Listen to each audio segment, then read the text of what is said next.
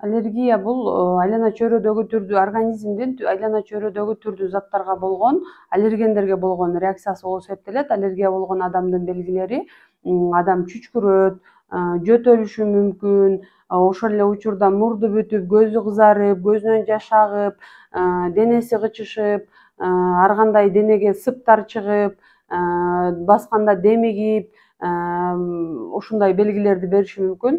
Бул көбүрөөк учурда сезонность дагы деп коет. Азыр мына жаз келген учурда дагы көп кармаган учурлар бар.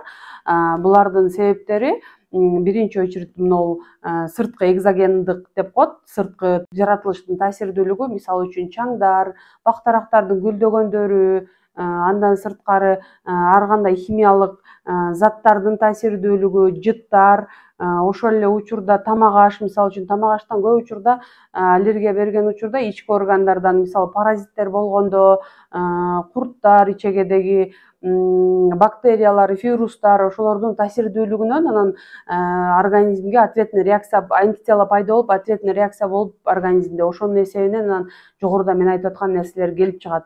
Булардан кутулуу жолдору, мисалы үчүн ички органдардан берип аткан учур болсо, паразиттерди жок кылып, бизде деген табигый жолдору менен дарылайбыз. Основном бизде чөптөрдөн жасалган дарылар ички органдарды тазалап, боорду тазалап, ашказандын гастрити болобу, же болбосо запор болобу, баарысына очищение кылып, организмди иммундук системасына көбүнчөсү жооп берет. Ошол иммундук системаны ордуна келтирүү менен лечение кылабыз.